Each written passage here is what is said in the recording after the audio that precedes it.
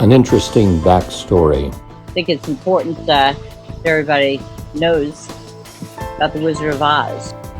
A professional with decades of experience in her field. I'm a psychotherapist who works pretty much exclusively with law enforcement officers, as well as other first responders. Strong opinions and a definite point of view. What people see on the streets, this job, is not normal. Brutally honest and funny. When I get a call in the middle of the night and they've been drinking beer, they're normally crying over a relationship. When they're drinking Jack, they get on the phone and they start off with, "Hey babe." She identifies problems, probes, pokes, and makes you think.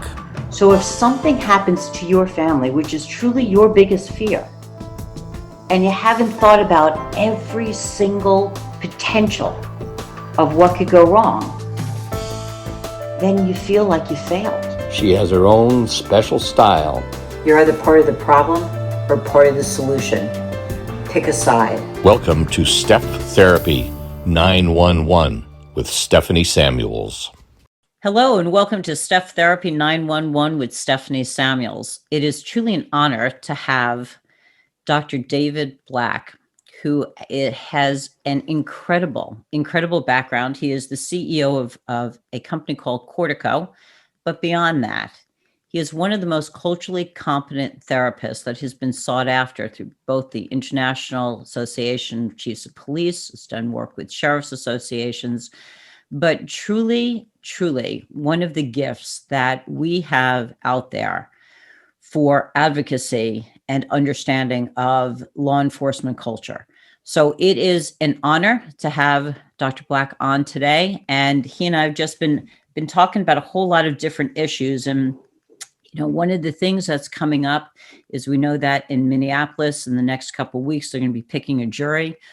We want to make sure that we are able to deal with officers throughout the country on what this is going to be like to police in 2021 with a lot of the social changes, a lot of the legal changes.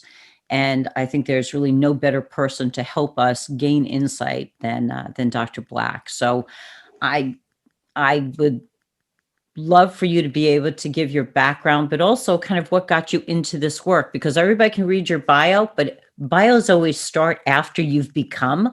So I'd love to find out where the path led you to become. So welcome. Thank you, Steph. Thank you so much, Steph. That was a very extremely kind and generous introduction from you, and it's an honor to be here with you today. I'm a huge fan, pardon me, of you and what you do. We just, of course, met recently at the National FOP Officer Wellness Symposium in Nashville, but before that, I've been aware of what you do for a long time, and there are few people I hold in as high regard as you and what you do, and the selfless amount of work, and it's just incredible what you've achieved with CopLine and the good that you're doing in the world through that. And just my greatest gratitude to you and everyone on your team there, and thanks for having me on your program today. So it's funny, you know, when we were at that National FOP Symposium in Nashville, I was on that panel. We were talking about what's therapy really like for cops. And one of these questions was what got you started in this. And I found myself talking about things that I've never even thought of before, honestly. And now my brain's been going a little more in that. Why do I do this? And so some other things have been clicking into place for me. You know, one thing was my grandfather was a World War II veteran, and I always idolized him. He was like my hero. But the thing about it was I remember my grandma telling this story. He came back from World War II, obviously completely changed, traumatized. He was taken a POW by the Germans.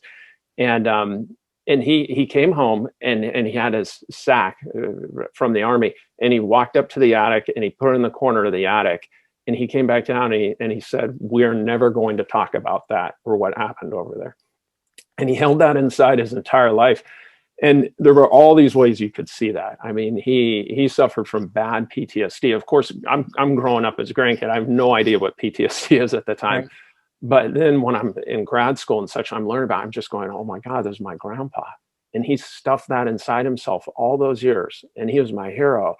And then he died way too young and suffered. And so when I think about like, okay, I'm in grad school and I start going to the VA hospital, the very first chance I get to work treating military with PTSD, and I'm not connecting it to my grandpa at the time, but obviously that's what motivated me to do that.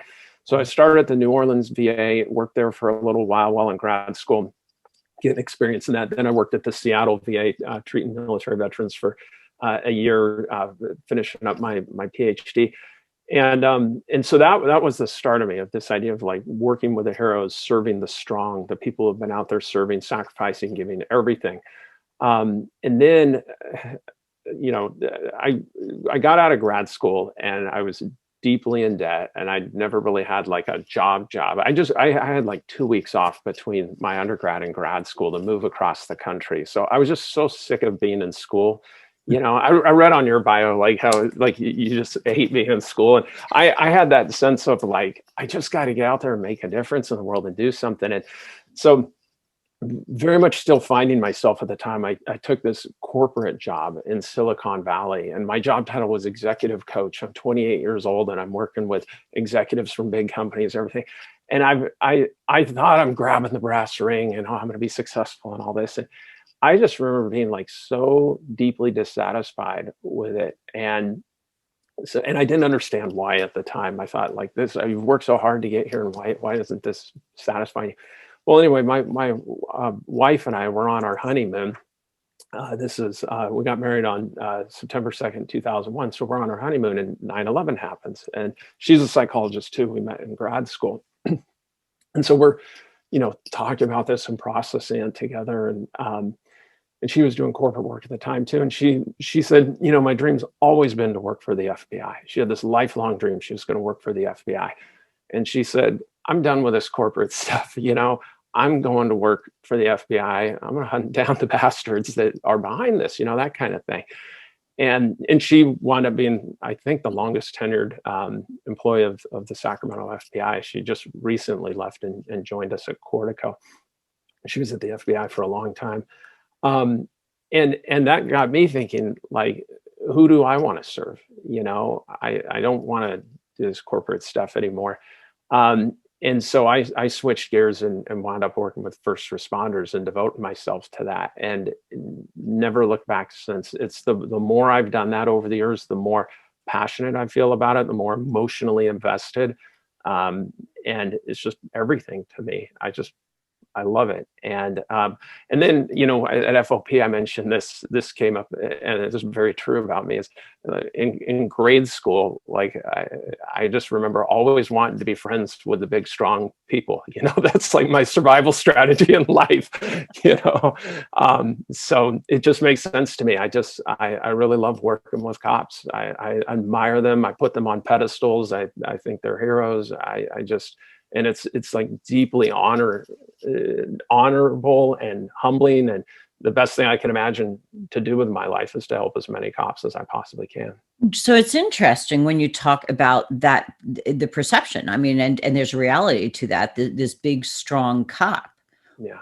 Which I think is one of the barriers to them seeking help. Absolutely, it is. Is that the perception of every civilian, most civilians, we can't go with every, and their spouses and what have you are, you know, you are 911. You're who everyone goes to.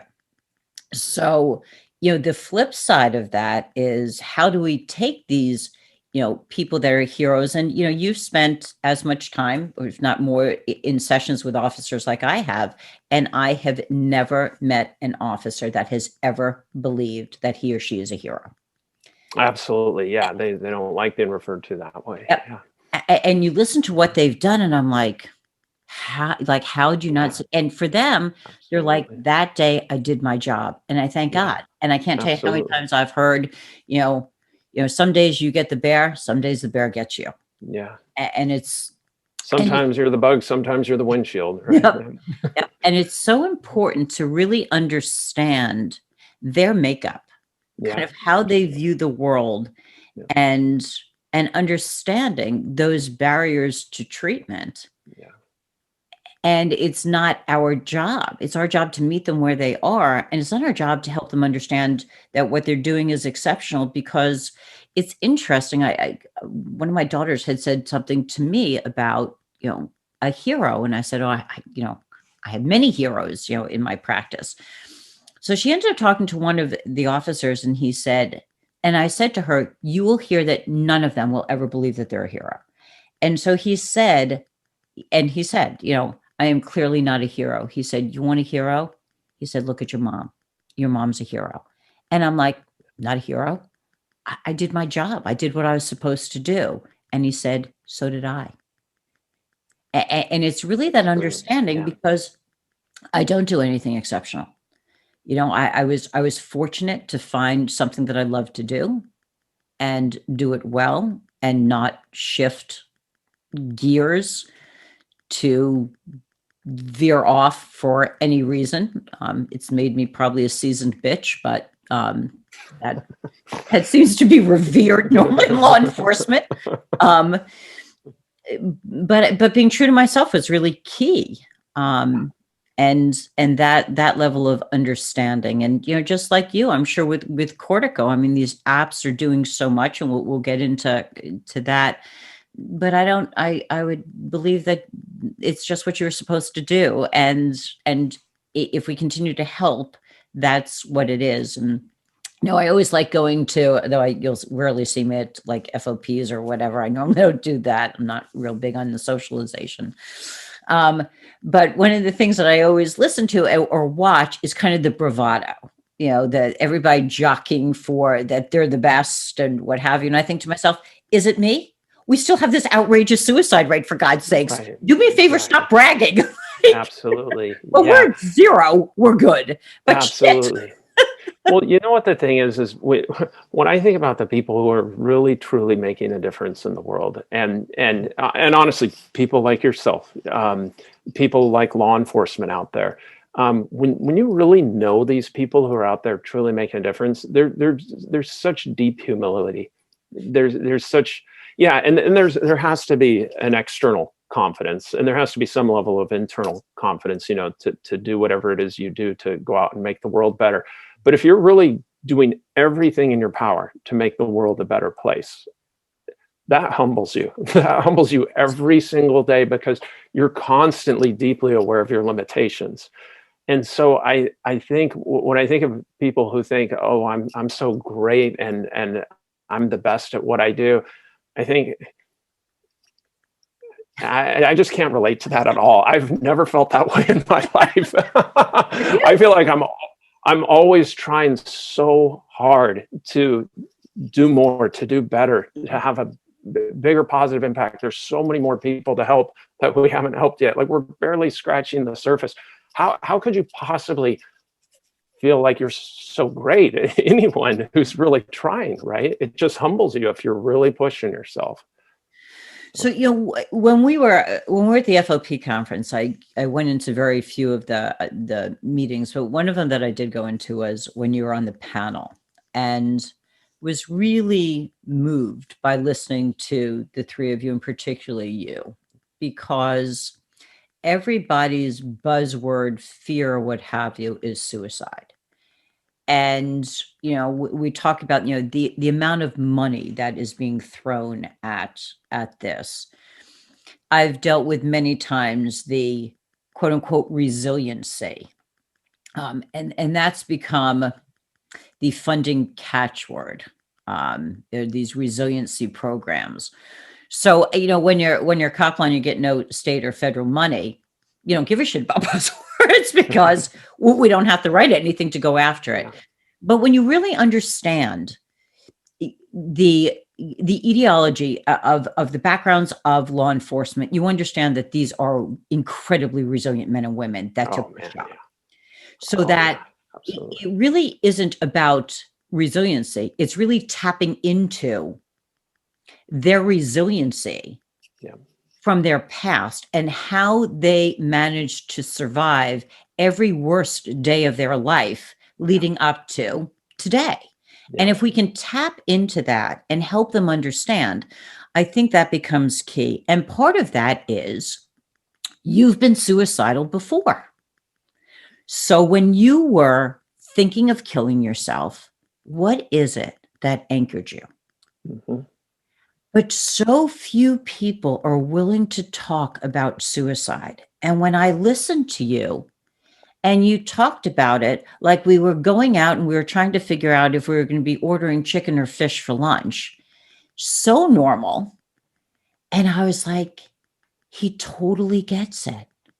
Because there are people in this field that are just full of shit, Dave. You know Well, that. there's a lot of people in our field who are, they're just not good at what they do, unfortunately. And that's a sad reality. And they get really scared when people start talking about suicide. But it's like, if you can't deal with that, what good are you as a therapist? Because it would be like if I couldn't go to my doctor if I was having a heart attack. It's like, come on, it's like you got to be able to deal with anything like that. So, yeah, the thing about it is, and I always say, cops are very different from the average person because the average person would never do their job, never in a million years, not tough enough. They're not courageous enough. They don't have that hero's heart, right? When you say, I will put on body armor for my day-to-day job and send me out to the worst emergencies, the most violent situations in our community to put my life on the line for people who I don't know, that makes you a very, very special person that you're willing to do that and able to do that. And particularly now that you'll do that with such little gratitude and so many people actually actively against you for putting your life on the line like that. I mean, it's really unbelievable when you think about it. But the thing about it is, so that toughness, that resilience is very, very strong in the profession. And I think the thing about it is, I don't know why this phrase popped to me in my mind the other day.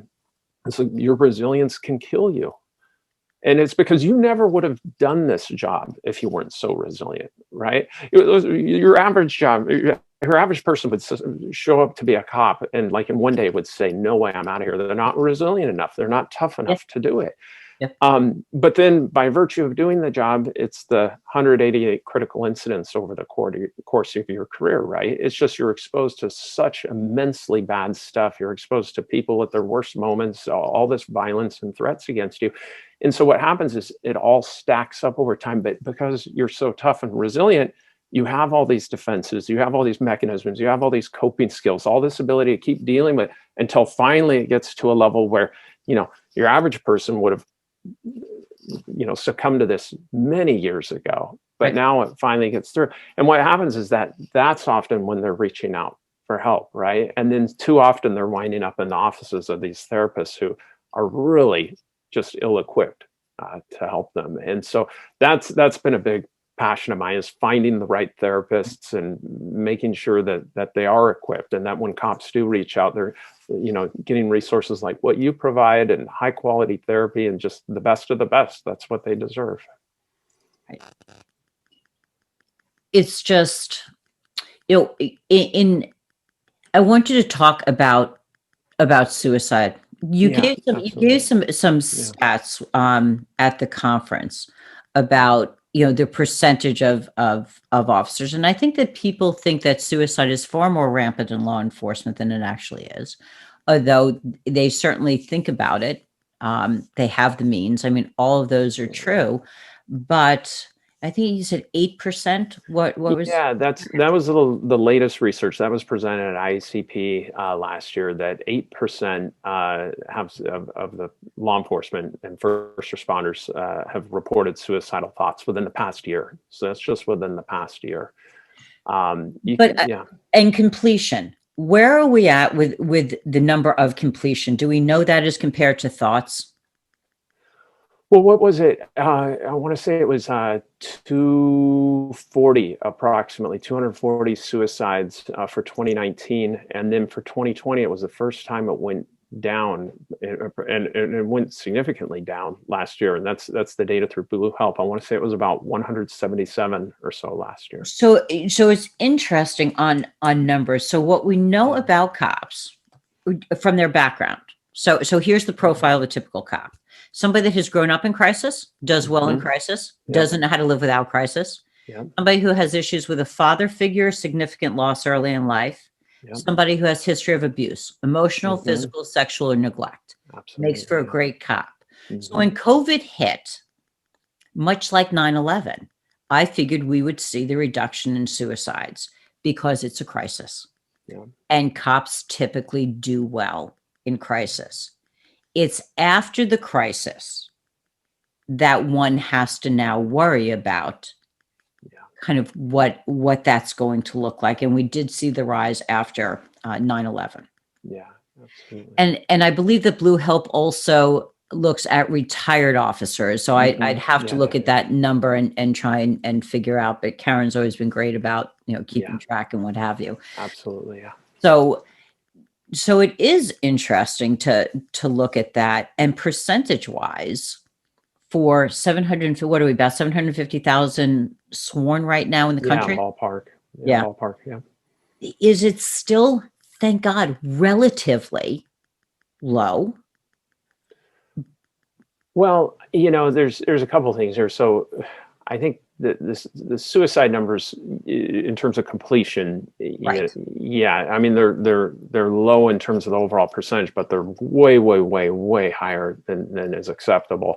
Oh, absolutely. But by no means was that statement like this is an okay number. Right, Absolutely. right. But sometimes I think that people think like 20% or 30% of law enforcement kill themselves. That's not the percentage. When Absolutely. Right. That's not the percentage. Right. And then, the thing about the suicidal thoughts is we got to normalize that. We got to make that totally okay to talk about that. No stigma, nothing. And that's the thing about it. You think about like 8% of these super tough, resilient people are experiencing that in any given year. And those are the ones just reporting it on a survey, right? I mean, who knows what the real number is, because how many cops are going to be like, no, I'm not telling you about that, right? Exactly. It's like, I mean, is it like 5 times as many? Quite possibly. Who knows? But that's the thing is, I think we're therapists, the ones who are really ill-equipped and just kind of out of their league on this, is people start talking about suicide, and the therapist goes, oh my gosh, I got a duty to report here, and and suddenly, right when the cop has like made themselves completely vulnerable and honest, and like shared kind of what they feel is their darkest secret, their most vulnerable thing that could end their whole career, that they've never shared with anyone. And here you're a professional, you're supposed to help me, you're supposed to know what to do. I'm like opening my heart for the first time in maybe 20 years. And the therapist pulls back. Oh, I got a duty to report her. It's like, whoa. You've been given this sacred responsibility right now, right? Where a hero out there absorbing the trauma of the community for all these years. And it's really gotten to this point of them, and they're coming and trusting you with this. Like, you got to meet that person. You got to be there for them and work them through this. Because as we're saying, it's rare. It's rare that the suicidal thought is going to result in suicide. That percentage is clearly very rare. But like, help the person, help them. They're so needing your help right now, right? I mean, and that is where you won my heart. I will tell you, in that moment, you won my heart, because nobody talks about that piece of it. And knowing that this is one of the ways that you're vetting clinicians, just ruminated.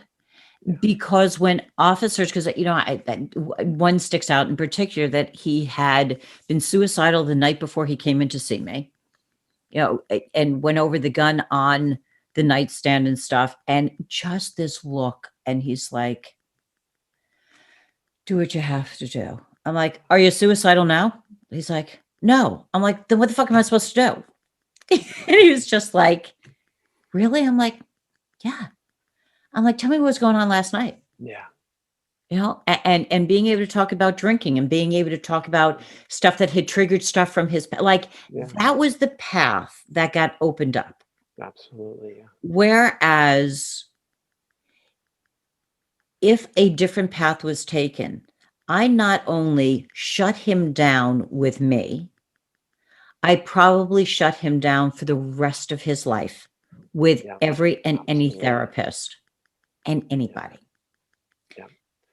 And it's absolutely unnecessary, right? It's like all you got to do is meet the person and be there for them, have compassion, have understanding, be a helper. This is, I think about like people who go into becoming therapists. Your whole goal is to help people, right? That's the whole point of it, right? Help people when they're experiencing these authentic moments of like deep crisis and need, and to then be entrusted and present them with that opportunity. So yeah, we're looking for the therapists, and the therapists we really love are the ones who understand that sacred responsibility. And they're like, I'm not afraid of that at all. Are you kidding? That's what I do. That's what I do is people come to me in that situation and I help them. And you know. And the firearm, I mean, the other piece of this with clinicians is how comfortable are you with a firearm? When you do a lethality assessment and you start off, so here's the deal. They're the most lethal. We've got the most lethal means that they are comfortable with. How are you as a clinician with that? So I have had sessions, which you'll probably freak out, at the gun ranges with my guys, talking about whatever it is that I typically like to shoot to see whether or not I can qualify myself. And that what gets broken down there is tremendous. Because it's also being able to say to them, like, I get it. I get that the gun's part of your life. I'm totally comfortable with it. And we can address anything we need to around a firearm. Absolutely. Yeah. And, you know, when an officer comes into my office for the first time, and I'll say to them, and I know that they think it's a trick question. I'm like, do you have your firearm on you? Like, no, I left it in the car. I wasn't sure. I'm like, go get your firearm. They're like, I'm like, yeah. Yep. And then if you go to my 1 o'clock session, it's typically at a local restaurant. Every 1 o'clock is there. And it is done with patients that I am concerned with hypervigilance, because I will sit facing the door in a booth and they have their back. And I will absolutely observe if they can hold a conversation, how they scan, their level of hypervigilance. Yeah. It is really all telling, because in my comfy office, they'll do well, but really kind of interesting to see what goes on in quote unquote the real world. Absolutely. Yeah. Well, and that's the thing. So many therapists, they don't understand that cops are supposed to have guns. Like, They have to have guns in order to be a cop. Yeah. They need to have their guns. Like that's what they do. That's a big part of the identity for so many of them, but it's like core to what they do. And so, yeah, of course they have the guns. And then you have all these therapists, no guns in the office, and put them in the safe, leave them in the car, all these things. And it just right off the bat says, I don't get you. I don't understand you. I don't respect you. I don't appreciate you. I'm completely removed from your culture, you know? And then, you know, work with lots of officers after OISs and that kind of thing. And it's like, if I can't even like bring my gun into your office, how am I going to talk to you about OISs that I've been involved in and that kind of thing? You know, it's just, so that's a big one. And that's, you know, when we're screening therapists, that's a really nice thing to touch on. How do you feel about guns in the office? You know, and you'll get just such a wide range of answers to that. But yeah, the interesting thing, yeah. So sorry. No, go ahead. Yeah, I was just gonna say that I never planned to be a therapist better. You know, that was never like something I planned to do. But it was 2007, 2008. I remember practice had gotten too big at that point. Like I was way busier than I wanted to be. And there were about 20 new agencies coming on all of a sudden. And it was the traditional, this was in Sacramento. Okay. Sacramento. Yeah. And it was the whole thing about, you know, the normal EAP therapists were just not doing an effective job with the police, the fire, the dispatchers, et cetera, for all the usual reasons. We can go into how these EAPs, you know, miss the mark. How they often really, really miss the mark. Yeah. And I was in this position. Am I just going to say no to all these people where there's an opportunity to help? Or am I going to figure it out? You know, and I know you can relate to this, right? As you're growing CopLine, it's like you can't take all the calls anymore. And I remember thinking like, okay, I'll have to figure out how to go find therapists who can do this, who are up to the task. And we were really successful at doing that. And then once you start figuring out how to scale it out like that, you just go, well, wait a minute, like I got one short life to live here, right? Every day is not to be taken for granted. None of us know how much time we have left in the world. And the world's a mess. People need help. This is my way of helping. Where am I going to say, okay, you've helped enough at this point? You know what I mean? And so it's just, and once you're vetting therapists, you realize, well, there's no limit essentially to how broad you could scale that out.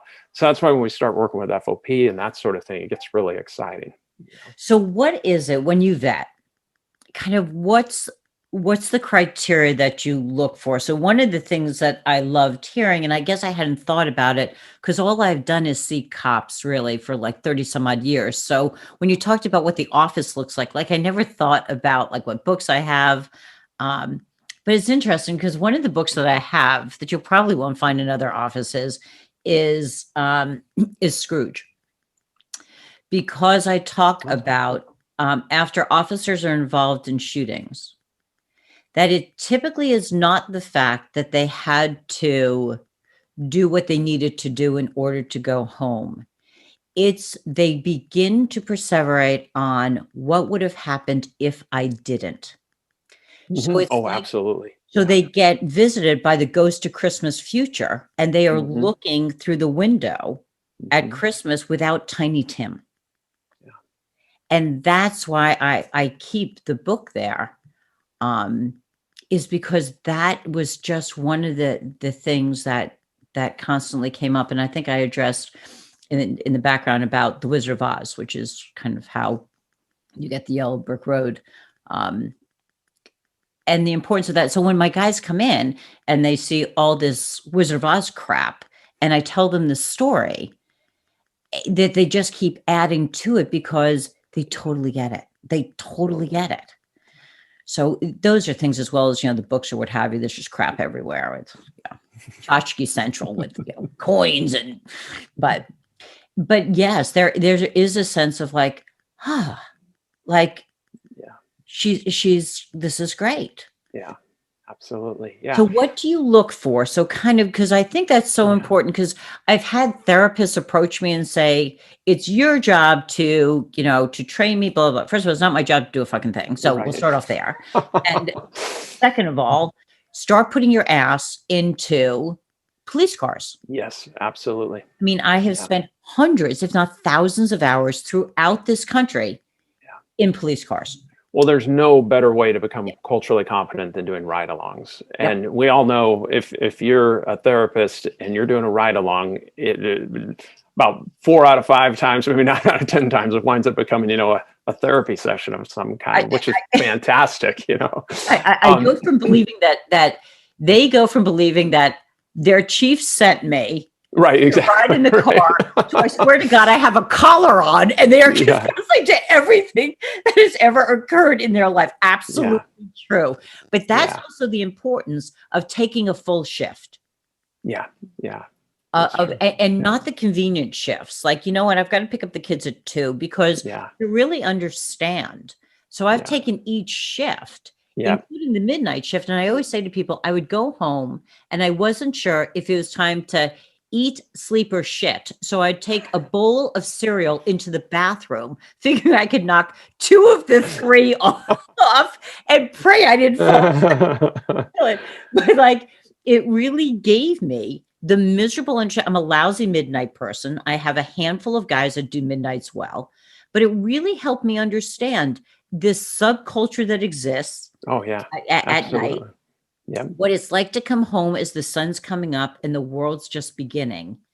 And I'm always so grateful for having made sure that I do all these different really inconvenient shifts, because what, being a cop is really inconvenient. It's super inconvenient. And it's something, you probably get this question. Sometimes I get this question from people who have nothing to do with cops. Well, why do you work with cops, And and sometimes I'll say, you realize 24 hours a day across the United States, there are people out there ready to put their lives on the line. If there was an active shooter, they're going to run towards that person. And it can be 3 a.m. in the middle of nowhere. And that to me is inspiring and gives me a lot of gratitude for it. But yeah, the first thing we look for, of course, is cultural competence, right? You get the profession, you understand the profession, maybe you're connected somehow. And the best ones are the retired law enforcement or the former law enforcement, right? Your Dr. Stephanie Kahns, your Dr. Joel Fays, that kind of thing.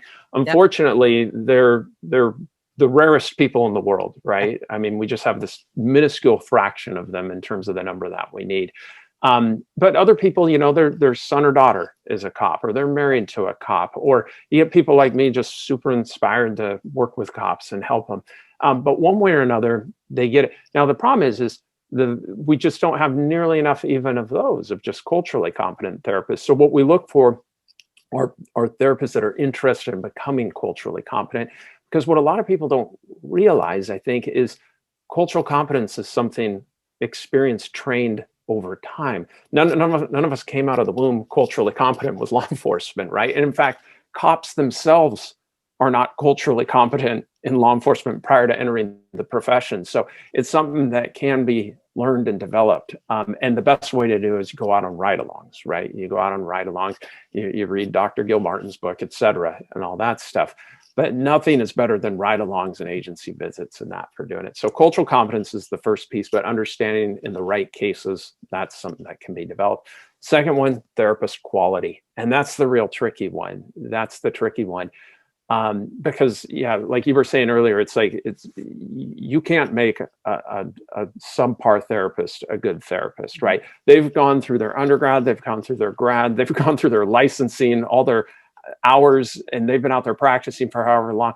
I mean, they're like 99% formed as a therapist. You might be able to tweak them 1%, EMDR training or whatever, but I mean, it's very different than cultural competence, which can be established and learned. The other part of it is, when people have asked about, becoming a therapist to police, and they say, what do you work? I'm like, I said, well, the good news is I just work the same hours as the cops do. And they're like, well, what does that mean? I maintain call, not only for my own practice, I maintain call for CopLine. Yeah. So, and CopLine is not for the callers, it's for my listeners in case they need stuff. But it's really understanding when a cop finally reaches out, they don't necessarily have, okay, well, next Tuesday I can get you in. Right. It is my job to find the 25th hour in a 24-hour day to get them in. Yep. And so that's the other part. That's the other part. That's my third. I got 4 things. It's go ahead. Cultural competence. It's therapist quality. No, you know exactly where I'm going. The third one's, I call it availability and responsiveness. It's law enforcement's 24/7 work. And the way I've put it in the past is, I don't care if you're LeBron James, best in the world. If you're out of the game, you're not helping the team, So they got to be available and responsive. And that can be a little bit of a tricky one, because the better therapists, their schedules are typically more packed. They're in higher demand. But what we get, right, and what we're always looking for are the ones who they're packed because they're that good, but they'll always prioritize law enforcement to get in the schedule. And then the last thing we look for is confidentiality and discretion. You're not going to just like hit the red button every time someone talks about suicidal thoughts, for example, but you understand confidentiality is key to everything we do here. So the part of confidentiality that has been probably the most interesting in my practice is the disclosure when the officers tell me that they have been sexually abused as kids. Mm-hmm. And one of the more difficult pieces to walk with them. And it's interesting because I've not met a cop that did not take this job, as campy as it sounds, but truly to protect and serve. Absolutely. To take care of people. Mm-hmm. So for me, it's important to educate. So if the abuser's still alive and has access to children, there's no statute of limitations. So here's the real numbers. So males and typically men are molested outside the families, whereas females are molested inside. So What statistics we have are that for every male that molests outside the family, they have on average 358 different victims responsible for over 42,000 counts of abuse. So when I give those numbers, and with females, it's 120 different victims responsible for, I believe, 23,000 counts.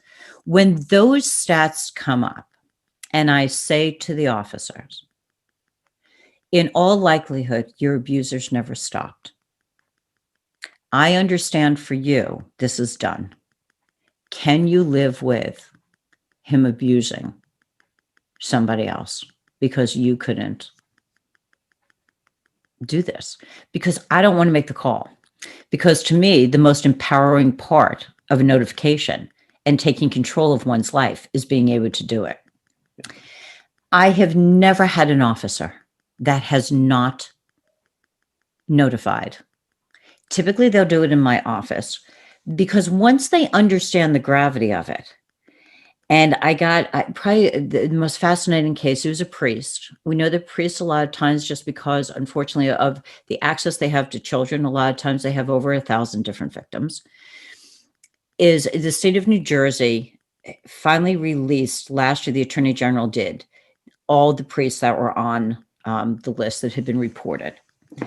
And one of my guys, so 25 years ago, it's probably 30 years ago now, we had breached. And he had called on the priest that had molested him. And what he was able to do was truly incredible. So 2 years ago, and he was with me for about 17 years, is that he sent me this text and he said, we did it. We did it. And there is the priest's name. And for him, like, that level of healing and understanding was just huge. And I think that's what therapy is about. It's about a journey together. Absolutely. That's a great way of putting it. You know, you've brought up a couple times, and I think it's a really, really important thing for cops to hear, and people who support cops and care about cops, is this childhood trauma, right? And if people are interested in it, look up ACEs, right? Adverse Childhood Experiences, ACEs. Because it turns out when you've been traumatized, when you've been sexually abused or physically abused or neglected as a child, or had instability in your life, that sets you up for a host of consequences during your adulthood. And you're absolutely right. It is very common in the first responder population. You see it in law enforcement, see it in firefighters, see it in dispatchers. And I've always thought about it is, you know, personally, in a very real way, what it's like to be victimized, right? And you also know what injustice is like. Mm-hmm. And the idea of, I can be part of creating greater justice in the world and be there for people who can't stand up for or defend themselves at times when injustice is being perpetrated and people are being victimized. And you just create that motivation that carries them forward. But then the problem is right, that sets them up for greater vulnerability to PTSD, greater vulnerability to suicidal thinking. So, et cetera, greater vulnerability to depression, greater vulnerability to divorce. And it's all correlated through a lot of research. And, you know, I used to not want to talk about ACEs because, like, for example, everything I do, I want it to be empowering to people. I want it to be like, you got this. Like, you own your life. There's no problem we can't solve together, right? That's my whole approach to it. Like, we're here together. We got this. I don't care what it is. Mm-hmm. We're going to work it out. And you're going to come out stronger and better than you've ever been. The problem with ACEs is it's in the past. Like, this happened to you, you can't do anything about it. But then I realized, maybe it's like 2 years ago, it like finally clicked in my head that I don't know why ACEs took so long. I was like, no, ACEs helps explain everything. It's about understanding. It's about understanding yourself and who you are in this world and where you're at and where you can go from here. So what do we know about suicide? So when Schneidman would look at, because he spent most of his time in the morgue, God bless him, is that he would look at the rudders of people's lives, because the past behavior, same thing with profilers, predicts future. So when you talk about ACEs, the importance is the empowerment. It's being able to say, this helped you become you. And the reason why you are as strong as you are and as resilient as you are is because of this. Yes. And we're going to build on that. So it is positive. So what do we know about children that are abused? That they become abusers, protectors, or victims. Where does it play out in law enforcement is kind of interesting because in my experience, they have become the protectors and the victims. They're the ones that are constantly passed over for promotion. It's really kind of interesting. I have found that to be so empowering once they understand. I had a female in law enforcement who had been passed over so many times and finally disclosed kind of her history and being able to work through it. When she left, I called her captain. That's great. And it's just because, as you say, it's not viewing their past and saying, oh God, they don't want sympathy. They don't want any of that crap. Exactly. It's okay. Let's use it. Let's understand how that's playing out. Yeah. And let's keep moving forward. Exactly. That's exactly right. You know, the other place this comes up is ICAC, the law enforcement out there working on those internet crimes against children's task force. And anyone who's worked with law enforcement a long time, you know, your heart goes out to the people on the ICAC task force, because that is psychologically as destructive as probably anything any career you could pursue. And, you know, my wife's given me permission to share this, but she worked on an ICAC task force for a period of time, and she's tough as nails. You know, she's tough as anyone. And I remember her crying herself to sleep while she was working on that task force. And I want to give a shout out to the people that work ICAC, because you talk about heroes, right? You talk about people who are enduring just deep psychological trauma to truly make the world a better place, get rid of some really, really nasty, horrible perpetrators out there. So. One of the difficult things in dealing with ICAC is compared to, because I've been asked this,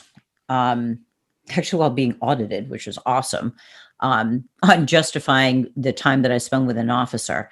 And they said, well, what is the difference between what you do and the therapist that deals with child sexual abuse? And I said to them, does the child know the abuser? Do they know they've been abused? Yes, we've got a victim. Typically it's stopped, what have you. Notification has been done, whatever. So when we deal with sex crimes in law enforcement, there is a victim that's come forward and they now are going after who potentially the perpetrator is. In ICAC, a lot of times you are looking at some of the most truly horrific scenes that are being taped in a garage in Russia. You are not going to ever stop the perpetrator. You're not going to find the child. You're going to go after the downloads. So having to, depending on what part of ICAC, but what I have found is that level of helplessness to only go after those that are doing the downloads and really feeling like I can't get that person that's making these videos. That also, the burnout and the psychological helplessness, which we certainly know from all the studies that were done on learned helplessness, really becomes significant. Whereas sex crimes, they get their day a lot of times in court. Does that make sense? Absolutely, yeah. Well, I think with all this stuff, it's a normal human need, and particularly in law enforcement, to have closure. When you see deep injustice happening in the world, and it can just be a theft, it can be a burglary, but you see that level of injustice, when you talk about cops who like, I could never solve that murder, and how that can haunt some of them forever. Yeah. Well, this is like, we're talking about children. We're talking about the most vulnerable, precious people in our society. Yeah. And the idea that this is happening and like, it's my responsibility to stop it, and I can't, and I'm just supposed to like be okay with that. Yeah, that's a big ask, right? That's a tough position to be in. So I encourage anyone who's doing ICAC work, see a therapist. That's too much being asked of a person to be able to do that work and not get help for it.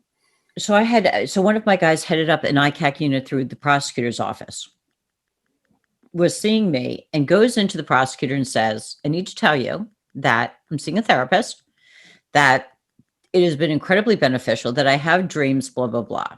So the prosecutor had no idea what to do. So of course the prosecutor errs on the side of, we need to take his guns, which we were prepared for this. Yeah. And then calls up those that do fitness for duty. And we're just blessed that we've got like Dr. Schlosser back here and his group from IFP. And it's like totally normal, like totally normal. Yeah. So prosecutor said to him, really glad that you're doing this. Whatever it is that you need to do, he said, here's what I'm going to tell you that we're going to do.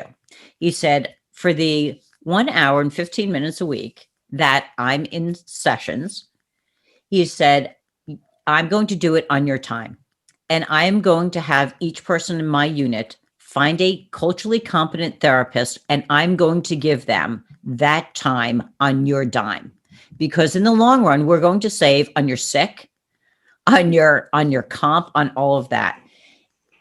Absolutely done brilliantly. We're so pleased to see that. These specialty units really need to stop talking about mental health and doing mental health. Yes, absolutely. That's we call this being solution focused, right? Like we all get things are really bad and it's stressful and the problems, and it's like, we can only talk about the problem for so long, and it gets very demoralizing to people, especially cops. Cops are people of action. It's like, let's do something about this, and just, I think we've done a lot to move away from that, but I don't know if you feel this way. I feel like if we just go back 2 years, and you went to any like talk on officer wellness, it was just problem. Here's how bad it is. And people would just walk out kind of like, oh, just beat down by it. And now, thankfully, like what you're doing, and we're really solution focused now, which is so important. I will tell you that I really do. I hats off to Karen Solomon from Blue Health. Yes, absolutely. I really feel that that's what's made the difference in the past few years. She is, she is one of those people. She's just not full of shit. She can be in your face, but she's in your face for a loving reason. And she is really given our country. She has tasked every one of us to deal with officer wellness. Yeah. If there's one person who's made a big difference in this field who does not get enough credit, it's Karen Solomon. People don't understand how hard she works and that she has a separate full-time job. Right? Exactly. Yep. And that if I point to one person who really put this on everybody's radar, and you look at like ICP last year made this organizing, or year before, the organizing focus of their conference, right? Is officer suicide prevention, and she's the one that put the spotlight on that and made a big deal about it. So hats off to her. I couldn't agree more. Absolutely couldn't agree more. She and I have often talked about that, because we try and connect. It's like, I'm at work, she's at work, right? It's just like, and we always laugh about, people think that that we head up these not-for-profits and that we're getting paid or whatever. It's like, well, there's not a dime here on it, right. But But I think that has been one of our biggest national game changers in talking about this and really putting it on the front lines in so many different ways. So tell me about Cordico. Tell me how that came up and about your app. So Cordico, I founded it back in 2014. I think I was about 40 or something at the time. So it's kind of like my midlife crisis. And, my wife and I were going through this spot in our life where we were like a fertility clinic and this kind of thing, and decided that wasn't going to work out for us. And so it was just like, what am I going to do here with my life? We all go through these phases where you're kind of like reorganizing, like, what's my path forward? I remember talking with her, I was like, I'm just going to pour everything into my career. Besides you and family and home and everything, I'm super passionate about this. I just want to pour myself into it. So that's when I founded Cordico. And it was some years later, I'm talking with Police Chief John Carley, Vacaville Police Department, phenomenal police chief, wonderful human being. And he just retired yesterday after 32 years serving and protecting Vacaville, and he was really the visionary behind it. He came to me. He was like, Dave, what if you had all this stuff that you do, and we've got these great therapists and peer support, chaplain, you got all these different trainings and things, and what if this was all in an app? That was kind of the sales pitch he made to me on it. And I remember thinking, like, I have no idea how to do what you're talking about. It sounds really hard, you know. And it's like I'm constantly busy, and I just couldn't figure out how to have time for it. But he brought up a couple more times. The more I thought about it, I was like, you know, he's right. This could really, really help. And oftentimes doing the best thing, the right thing, is the hardest thing as well. So see if you can figure this out. I'm fortunate. I'm really close to Silicon Valley and all these. And I went down to this thing. It's called Startup Grind in Redwood City, which is really close to us, but it's like the world meeting of all the tech startups. And so I was able to network there. I found this guy, Rich Foreman, wonderful, wonderful guy. He's a Navy veteran. He gives blood every week. He's just got the biggest heart in the world. And I meet up with Rich, and he's been building apps since apps have existed. And I start explaining it to him. You could just see it was like this instant connection we had. And he was looking for a purpose. Like, he was out there building every which app, you know. And I think a lot of it was just like, this isn't going to make the world a better place. And suddenly I'm like, I know how to make the world a better place, Rich, but I need someone who knows how to build apps. And, you know, he came on board as our full-time chief technology officer. And we just worked super, super hard together. And that's how it came about. So we launched the first one for Vacaville Police Department. And Chief Carly is a hard person to impress. I suffer from unreasonably high expectations. Nothing is ever good enough for me, right? I always want it to be better. We have to do a better job. It's my personal struggle, right? And Chief Carly's kind of the same way. And I remember I showed it to Chief Carly, and he's like, this is incredible. And I was like, well, if he thinks it's good, maybe we got some here. So we put it up on the website, and literally within a week, City of Memphis is reaching out to us. And they're like, we want this. And I was like, well, fantastic. And then it just took off from there. And so ever since then, it's like we're just running as fast as we can to keep making this better and better and better. Absolutely have the sense that it's never good enough. It always needs to be vastly better. We need more stuff in there, more therapists in there, more content, more modules, more videos, more everything. And then just getting it out to as many people as possible. So Beautiful. That's how that all came about. Yeah. Awesome. And I know, you know, I have a chief that will come into my office every week with an article from Cordico. He's like, and here's Cordico's at. Yeah, I got this article. I'm like, it's Cordico's. So that's great. So it's absolutely getting out there. So, so a couple of things. I want to go back to the duffel bag in the attic. Did you ever open it? Yeah, we did, because when he was in his 70s, and he suddenly started telling the stories. I think he'd had a couple mini strokes, and he was a little disinhibited, and he started sharing these stories from World War II. And wow, I mean, it explained everything all of a sudden. I mean, one of his stories was he was in a foxhole, and the German tanks were coming towards them, and there were other American soldiers in foxholes ahead of him. And the German tanks were driving up over the foxholes, and they would start reversing their gears back and forth to crush the soldiers. And he sees the army of tanks coming at him. I mean, just the trauma of that, right? And then he's taken prisoner in that circumstance. And I think he was down to 90 pounds when he was finally freed. And he remembers going into a village and stuffing sugar into his mouth because he found a bag of sugar and he was starving him. So he's sharing these stories, and then I remember going through the bag, and you know, every little thing was so meaningful to me. Like his fork, a little fork that he used over there. I was like, I want to keep this fork forever. You know, it all meant so much. And as far as he was concerned, he was like, get rid of it, burn it. I don't want to ever see it again. But yeah, he started talking and sharing the stories. And I remember thinking, like, too bad all that stuff couldn't have been addressed earlier, you know. And boy, talk about a connection over to cops, right? There's this sense like you have to keep it all in. You have to be strong for the world and just absorb it all. And and how many cops have we talked to where they can almost like pinpoint to the moment where that's when I really wish I had opened up and started sharing with someone, and I didn't. Like, I remember this really bad call, and I came home and my wife said, "How was your day today?"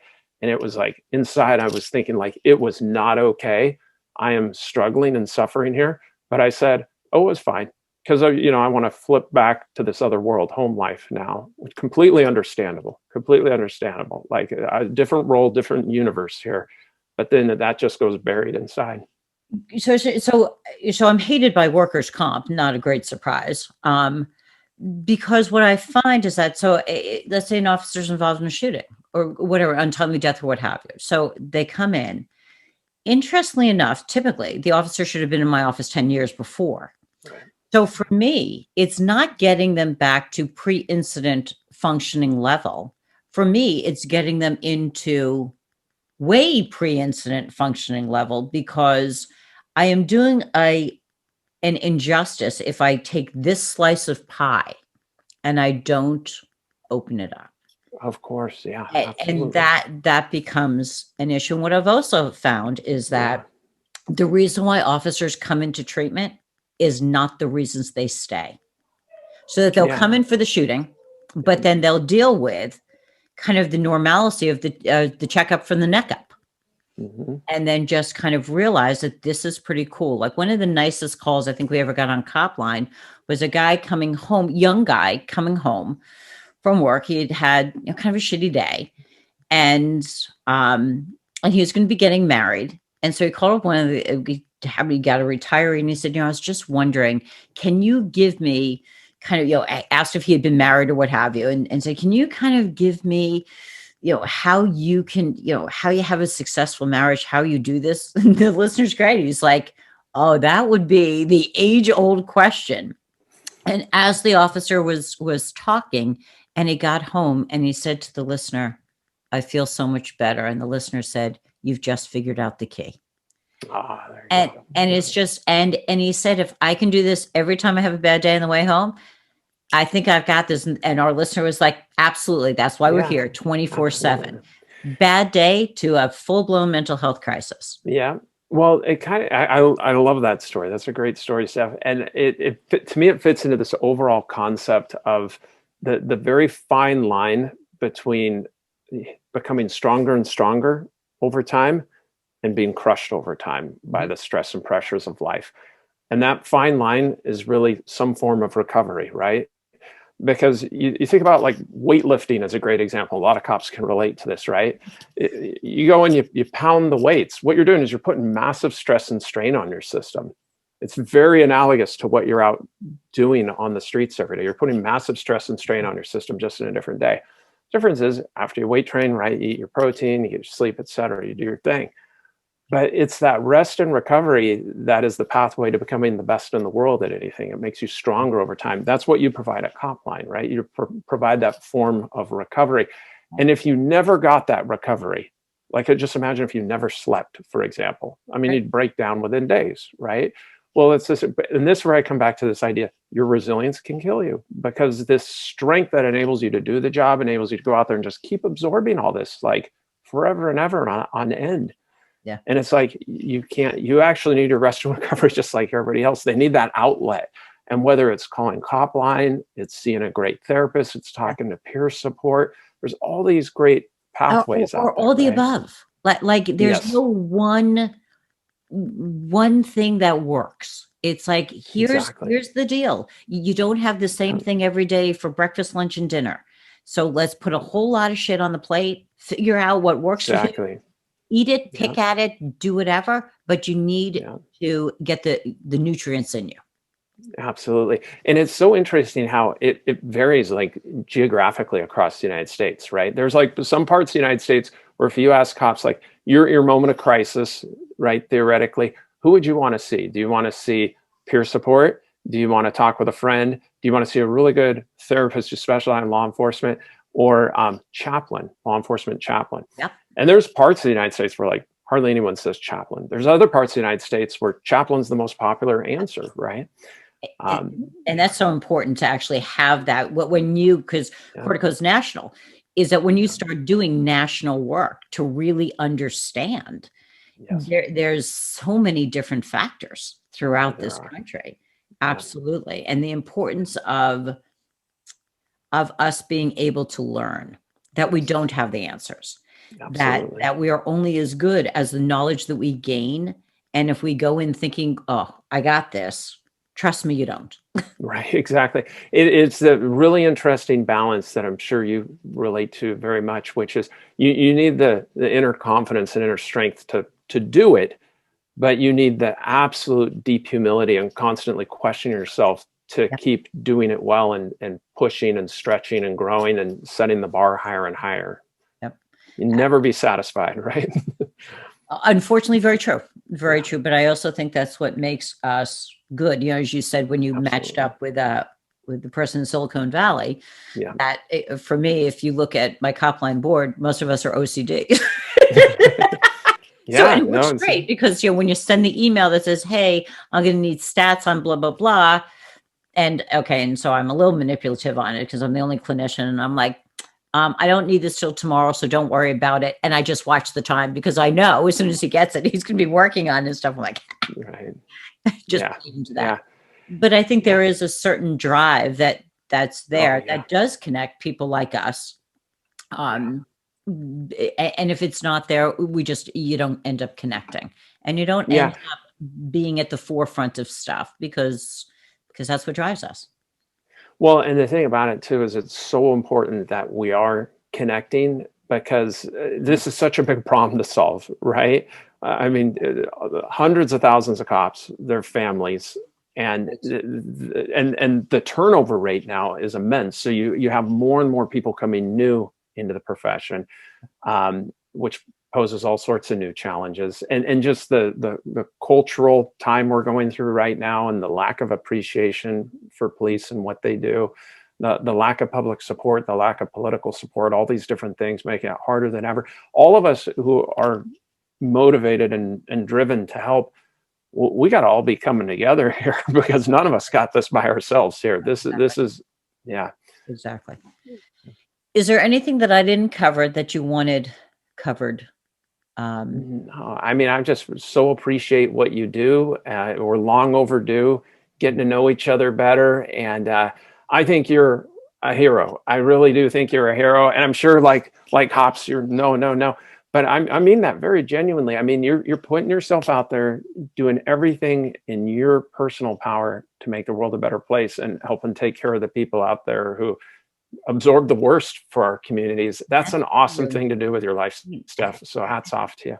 Thank you. I mean, and as do you. And we're part of a village, and it's really nice as I get to reach out. And you know, the podcast it's been a really unique way because I am far more introverted than people probably think. But you know, I had a friend of mine, Robbie Curtis. So he's one of the ones that gets to edit and sends out all the promos, and he's just amazing every week. But he has always kind of been the one saying, you need to get this out. This is really important. And you can find people, you know, because it goes well beyond, and you've got to be able to do that. So I'm absolutely grateful. Half the time I hate him, but the other half the time I'm ever so appreciative. But well, the thing about it is too, when you got a mission like you do, right, there's going to be parts of yourself that make that happen. And there's going to be other parts of yourself that hold you back in different ways. And it's your job to power through those. And I think I love leaders and entrepreneurs and who are more introverted, because it's like you're constantly having to push against that. But that gives you great strengths that you otherwise wouldn't have. Introverts are the best listeners, and they're also super creative, and they're pioneers. So, but then you do have to push past that. So you do a great job. I would never have guessed that you were introverted, but you hide it well, Steph. Thank you. So many, many years from now, when you go to close your eyes for the last time, what you want to be remembered for? Just that I did everything in my personal power to make the world a better place as best I knew how to. You know, I fully recognize that the world's full of suffering, and we can all only do so much to alleviate it. And I admire first responders, so that's what I'm focused on helping, and I've done everything in my power to help them as best as I know how. So just did everything I could to make the world better. You honor your grandpa every day. Thank you. Of your life. Thank you. Absolutely. What about you, Steph? What do you want to be remembered for? Probably my foul mouth. Way better answer than my answer. One of my guys said, "What happens if you die and I still need to talk to you?" I'm like, "Get a Ouija board. Try and get a hold of me. And when the words that come out that say, 'What the fuck do you want?' you know you got me." So if There it's you go. anything appropriate, it's not me. That's fantastic. Well, I love being on your program, your podcast here. Thanks so much for having me. I really appreciate it. Thanks to you for all you do and all the people who serve on your behalf. You're making a great positive difference in the world. I will always say that I have the light lift, and I know you'll say the same thing. Those that wear that badge truly will always have the heavy lift, and it's just, I'm glad I figured out something to do to help them. That's exactly. Really it. Exactly. So I thank you. And I look forward to seeing everybody next Sunday on Steph Therapy 911 with Stephanie Samuels.